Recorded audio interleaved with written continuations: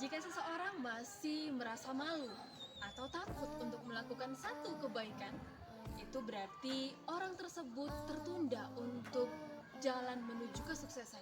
Sama seperti anak-anak kami sekalian, jikalau kamu masih malas, masih takut, masih hal-hal yang negatif untuk melakukan satu kebaikan atau untuk mengerjakan tugas-tugasmu atau bahkan untuk melihat dan melirik video yang dibuatkan oleh Bapak Ibu guru suster untuk menjadi materimu di hari-hari, maka itu akan menunda kesuksesan kamu untuk kedepannya.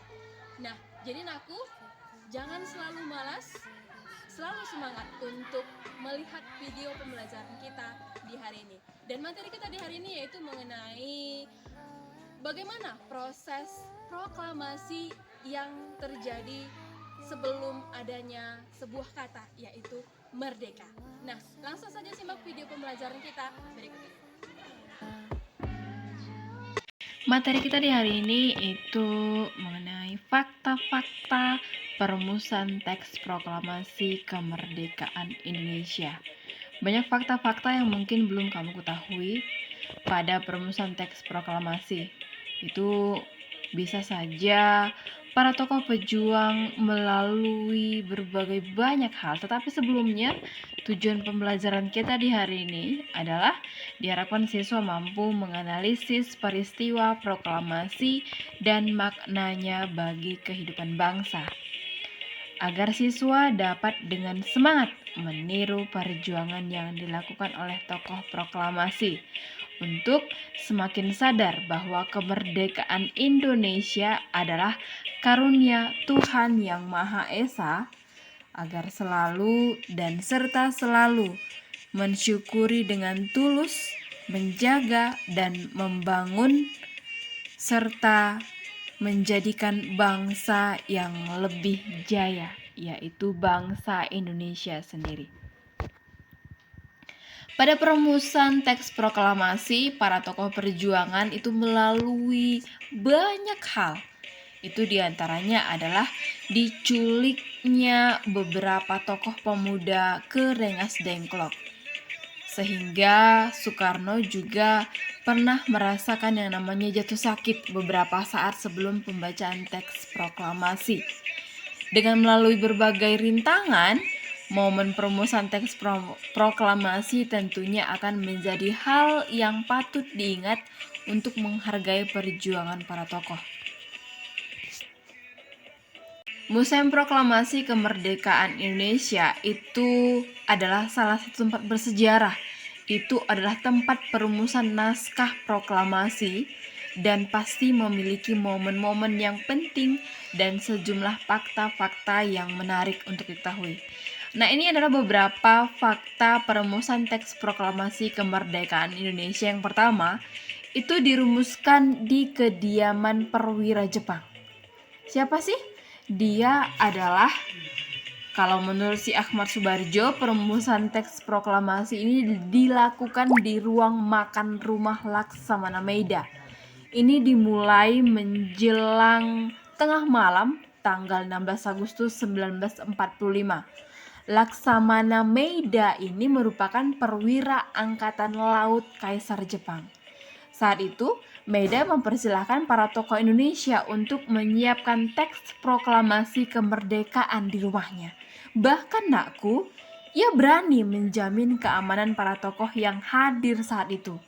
Kini, tempat itu berlokasi di Jalan Imam Bonjol nomor 1 Jakarta. Pusat ini disebut menjadi Museum Perumusan Teks Proklamasi Indonesia. Itu dia fakta yang pertama. Nah, fakta yang kedua adalah ada dua jenis naskah. Karena diketahui ada dua jenis naskah dalam perumusan teks proklamasi. Ada berjenis Clyde dan juga ada yang berjenis otentik. Naskah Clyde adalah naskah hasil tulis tangan langsung dari Soekarno yang dibantu oleh Muhammad Hatta dan juga Ahmad Subarjo. Namun tidak ada tanda tangannya. Sedangkan naskah otentik itu merupakan naskah teks ketikan dari Sayuti Melik yang disertai tanda tangan Soekarno-Hatta. Nah, ini dia. Yang ini adalah naskah otentiknya ya. Naskah klaitnya tadi naskah tulis tangan yang belum ada tanda tangan dari Soekarno. Nah, itu dia fakta yang kedua. Sedangkan fakta yang ketiga, ide dari perumusan teks proklamasi itu adalah ide Hatta dan Ahmad Subarjo. Karena dalam perumusan teks proklamasi, kalimat-kalimat yang dibuat merupakan sumbangan ide dari Muhammad Hatta dan Ahmad Subarjo. Nah, kalimat pertama dari teks proklamasi merupakan gagasan pikiran Ahmad Subarjo yang diambil dari rumusan Dokuritsu Junbi Choksakai. Sementara kalimat terakhir merupakan buah pikiran dari Muhammad Hatta. Itu dia fakta yang ketiga. Sedangkan fakta yang keempat itu disusun di dini hari. Teks proklamasi itu disusun pada dini hari. Itu pada tanggal 17 Agustus 1945 sekitar pukul 3 WIB, naskah proklamasi akhirnya selesai disusun oleh para tokoh di ruang makan Laksamana Maida.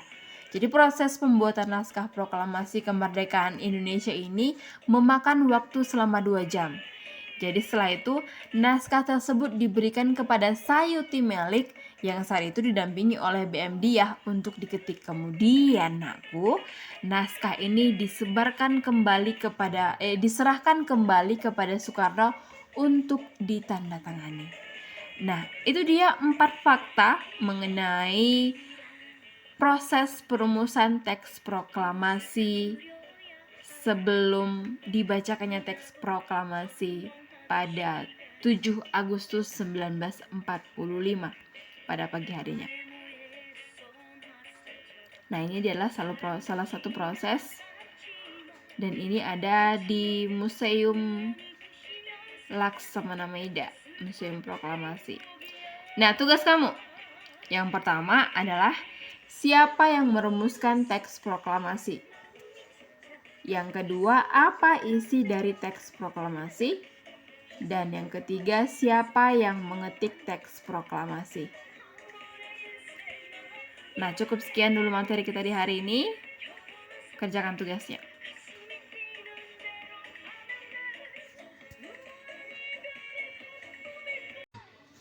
Nah, itu dia video pembelajaran kita di hari ini. Ibu harapkan dengan mempelajari apa saja fakta-fakta yang terjadi di proses pembuatan teks proklamasi, Ibu harapkan kamu dapat semakin semangat untuk menjaga yang namanya kemerdekaan. Bukan hanya kemerdekaan dalam arti kemerdekaan sebuah negara, tetapi kemerdekaan dalam belajar, kemerdekaan dalam mengerjakan tugas, dan kemerdekaan dalam melakukan sebuah kata, yaitu kebaikan. Tetap semangat, salam SFD, Smart Fraternity.